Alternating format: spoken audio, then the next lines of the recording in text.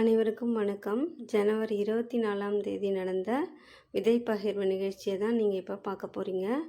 இது அண்ணா நகர் டவர் பார்க்கில் சென்னை மாடித்தோட்ட நண்பர்கள் குழு ஒன்று கூடி நடத்துகிற நிகழ்ச்சி.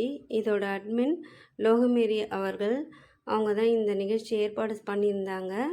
இதுக்கு திருமதி திருப்பூர் பிரியா ராஜ்நாராயணன் அவர்கள் சிறப்பு விருந்தினராக பங்கு கொண்டார்கள்.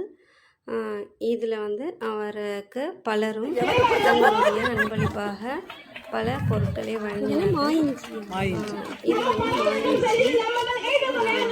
திருப்பூர் பிரியா மாடு தோட்டம் தொடங்குபவர்களுக்கு எப்படி மண்கலவை போட வேண்டும், அந்த மாடுத்தோட்டத்தில் ஏற்படும் தொல்லைகளுக்கு பல முக்கிய தீர்வுகளை எளிய முறையில் விளக்கினாங்க.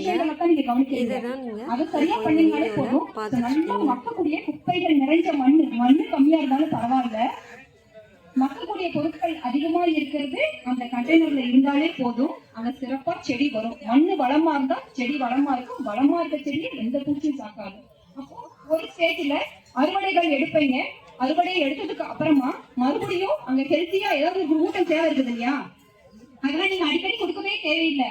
ஒண்ணு நல்லா மக்கக்கூடிய பொருட்கள் நிறைஞ்ச மண்ணா உள்ள போட்டுட்டு அதுல செடி வச்சதுக்கு அப்புறம் மல்ச்சிங் மட்டும் மறந்துடாதீங்க. மூடாக்கு ரொம்ப முக்கியமான ஒரு விஷயம் மூடாக்கு. அப்போ காஞ்ச இலக்கலைகளால ஹெவியா மல்ச்சிங் நீங்க பண்ணிருந்தீங்கன்னா அது மக்கி அந்த மக்கு சத்து கீழே இறங்கிட்டே இருக்கும். அப்போ நீங்க எக்ஸ்டர்னலா எந்த ஒரு இன்புட்ஸும் செஞ்சு கொடுக்க தேவையே கிடையாது. அந்த கரைசல் இந்த கரைசல் எந்த கரைசலும் செய்ய தேவையில்லைங்க.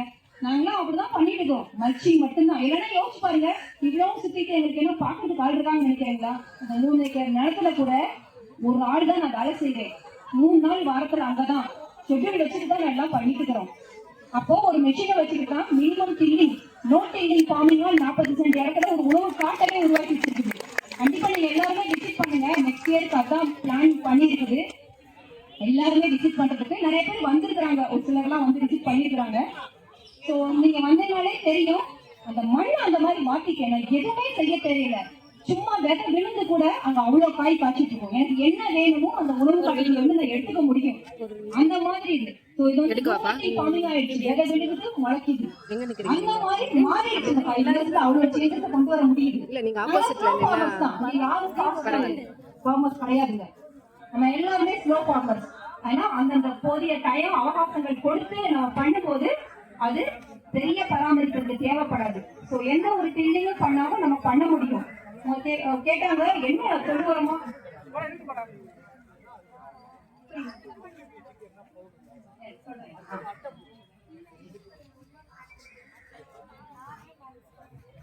அப்போ மண்ணை வளமா வைக்கிற வேலையை மட்டுமே செய்யுங்க, வேற எதுவுமே செய்யாதீங்க. அதுக்கு வளமா வைக்கணும்னா நீங்க மண்ணை வளமா வைக்கணும்னா வேற ஒன்றும் இல்லை, அதுக்குள்ள இருக்கிற நுண்ணுயிர்கள் அந்த மைக்ரோ ஆர்கானிசம் பத்தி திங்க் பண்ணுங்க. யாருமே அதை பத்தி பேசுறது இல்லை, அதை பத்தி திங்க் பண்றது இல்லை. அதுக்கு தேவை மக்கக்கூடிய பொருட்கள் மட்டும்தான். அப்போ அந்த மைக்ரோ ஆர்கானிசம்ஸ் அவங்க நல்லா இருக்கணும்னா அதுக்கு மக்கக்கூடிய பொருட்கள் நிறைய நம்ம கொடுக்கணும். அது மட்டும்தான் கொடுக்கணும். நல்லா மக்கி இருக்கிற டயத்துல அதுல செடியில வச்சீங்கன்னா நல்லா வரும். மக்களுக்கு முன்னாடி நீங்க வச்சீங்கன்னா பிரச்சனை தான். அதையும் யோசிச்சுக்கோங்க. நிறைய உள்ள சொல்ல முடியும். அவ்வளவு டெப்தா உங்க மண்டையில ஏத்த வேணாம்னு சிம்பிளா சொல்றேன். மக்காம வச்சீங்கன்னா அவங்க நல்லா வராது. சின்ன உதாரணம், ஒரு சாம்பாரோ ஏதோ நீங்க பண்றீங்க, காய்கறி எல்லாத்தையும் கலந்து பருப்பு மஞ்சத்தூள் சாம்பார் பொடி எல்லாத்தையும் போட்டு வச்சுட்டு சாப்பிடணும். சாப்பிடுவோமா? சாப்பிட முடியுமா? நல்லா வேகணும். அதே ஒரு பிளான்ஸ்க்கும் அது எடுத்து சாப்பிடக்கூடிய வகையில சமைச்சு கொடுக்கணும். அந்த சமைச்சு கொடுக்கறதுன்றது அதுக்கு கொடுக்கிற உணவு பொருளான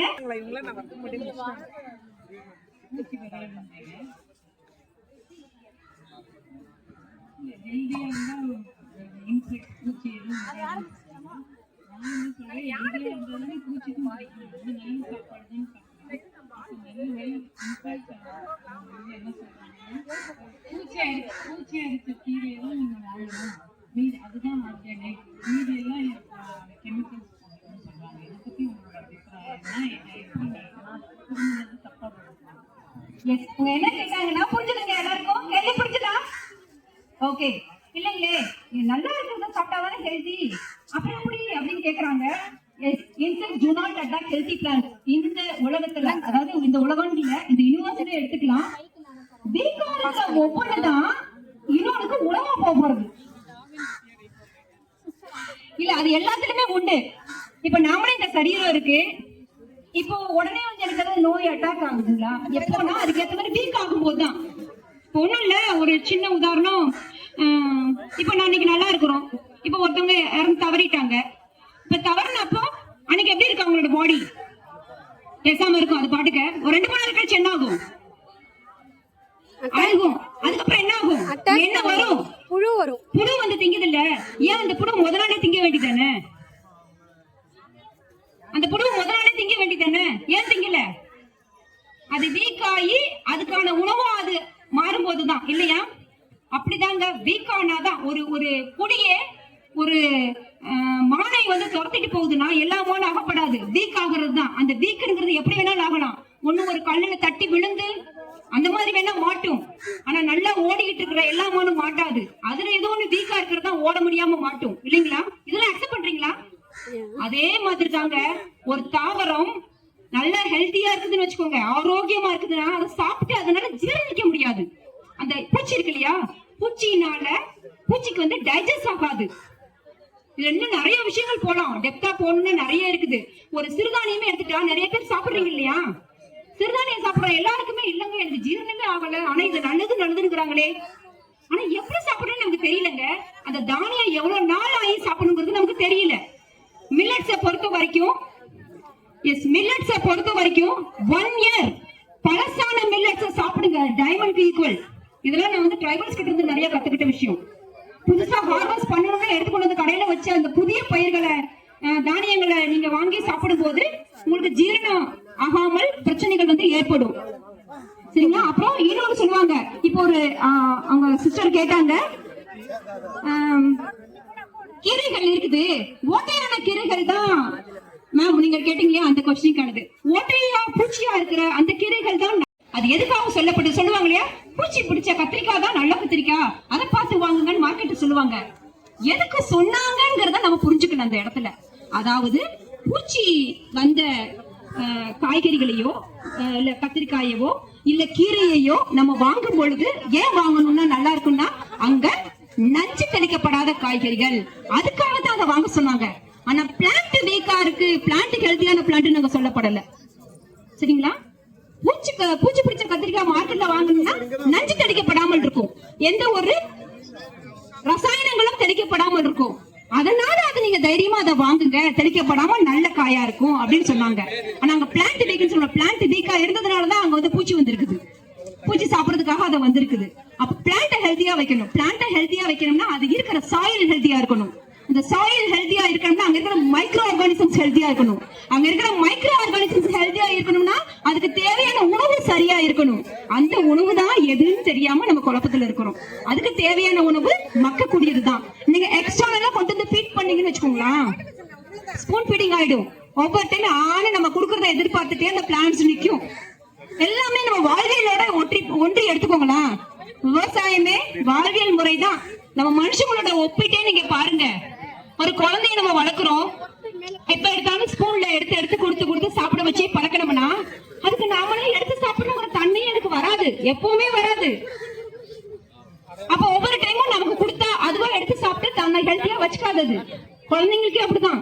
அதே மாதிரிதான் ஒரு பிளான்ட்ஸ்க்கு இந்த மண்ணுல அந்த பிளான்ட்டுக்கு கொண்டு போய் சேர்க்க வேண்டிய வேலைகள், அதுக்கு தேவையான சத்துக்களை கொண்டு போய் சேர்க்க வேண்டிய வேலைகள் எல்லாமே மண்ணில் இருக்கிற மைக்ரோ ஆர்கானிசம்ஸ் செய்யுது.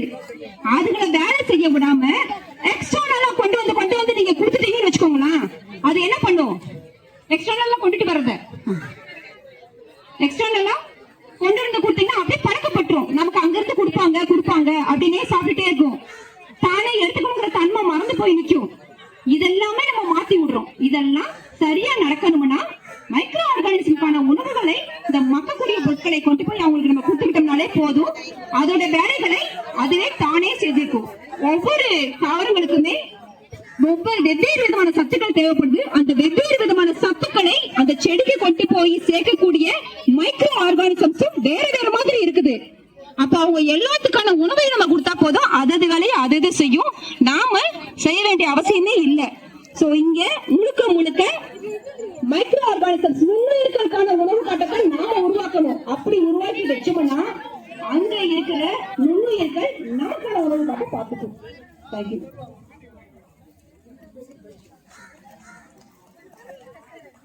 பண்ணுங்க கையை கவுண்டையே கத்துலையே. இப்ப எல்லாரும் உங்களை அறிமுகப்படுத்திக்கலாமா?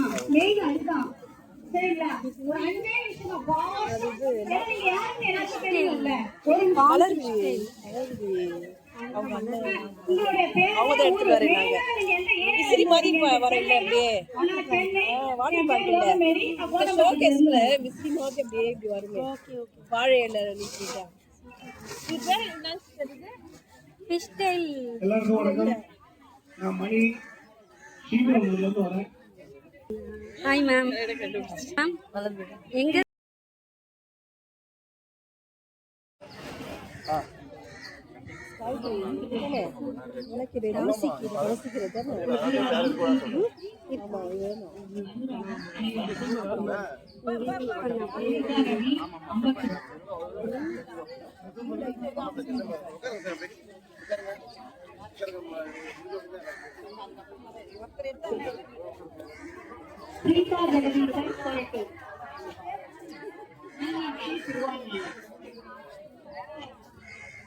ராஜசேகரன் வேளச்சேரி.